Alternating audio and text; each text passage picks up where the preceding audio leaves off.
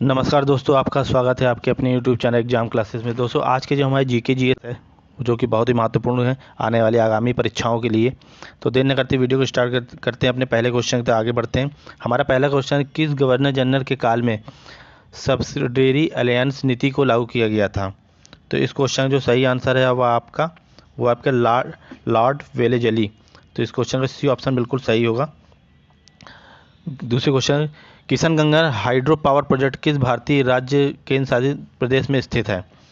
तो इस क्वेश्चन का आपका बी ऑप्शन, ये जम्मू कश्मीर में केंद्रित है। तीसरा क्वेश्चन, संविधान के किस अनुच्छेद में उच्च न्यायालय को रिट जारी करने की शक्ति दी गई है? तो इसकी बात करें तो अनुच्छेद 226 में रिट को लागू करने की, क्योंकि रिट जारी करने का अधिकार अनुच्छेद 236 में या सुप्रीम कोर्ट का आर्टिकल 32 में अधिक व्यापक है। तो इस क्वेश्चन का बी ऑप्शन आपका बिल्कुल सही होगा, अनुच्छेद 226। तीसरे क्वेश्चन, गांधी डार्विन समझौता कब हुआ था? गांधी डार्विन समझौते की बात करें तो यह हुआ था 1931 में।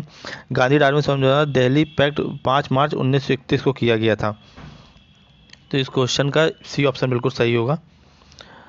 साथ वैश्विक स्तर पर ग्लोबल इनोवेशन इंडेक्स 2025 में भारत की रैंक क्या रही है?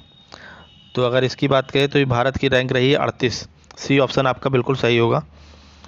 छठवें क्वेश्चन तक आगे बढ़ते हैं। लाल मिट्टी किस खनिज की अधिकता के कारण लाल रंग की होती है? तो इस क्वेश्चन का जो सही आंसर होगा वो आपका आयरन ऑक्साइड होगा। बी ऑप्शन आपका बिल्कुल सही होगा। बी ऑप्शन बिल्कुल सही होगा।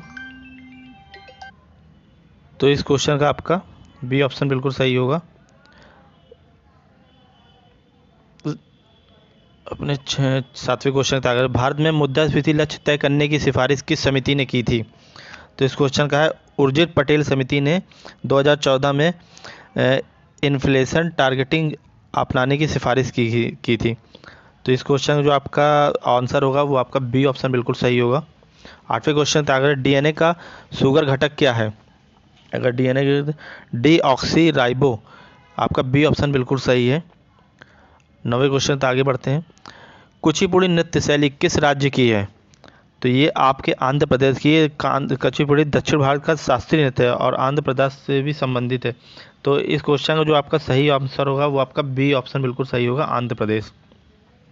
आरबीआई का राष्ट्रीयकरण कब हुआ था? आरबीआई का राष्ट्रीयकरण आपका हुआ था 1935 में। इस क्वेश्चन का ए ऑप्शन आपका बिल्कुल सही होगा। 11वें क्वेश्चन तक आगे बढ़ते हैं। 11 क्वेश्चन, हाँ। थार मरुस्थल का अधिकांश भाग किस राज्य में स्थित है? तो थार मरुस्थल का जो अधिकांश भाग है वो राजस्थान में है। थार का लगभग 70% हिस्सा राजस्थान में है। तो आपका बी ऑप्शन बिल्कुल सही होगा। 12वें क्वेश्चन, निम्न में से कौन सा हार्मोन रक्त में शर्करा का स्तर कम करता है?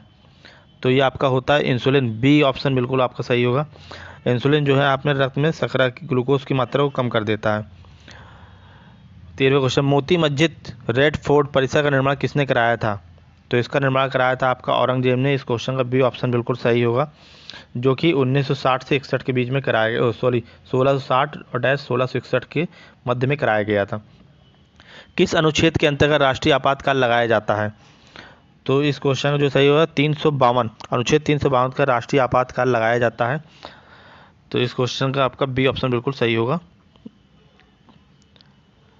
15वें क्वेश्चन, प्रोजेक्ट टाइगर भारत में कब शुरू किया गया था? अगर प्रोजेक्ट टाइगर की बात करें तो ये 1973 में, भारत में वन जीव संरक्षण प्रोजेक्ट टाइगर 1973 में शुरू किया गया ताकि बाघों की रक्षा की जा सके।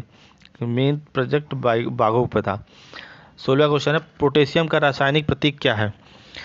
आपका सोडियम का रासायनिक प्रतीक है आपका सी, मतलब के ऑप्शन आपका बिल्कुल सही, मतलब सी ऑप्शन बिल्कुल सही होगा। इसका ऑप्शन के होगा। चंद्रयान 3 अभियान में भारत चंद्रमा के किस भाग पर सफलतापूर्वक उतरा था?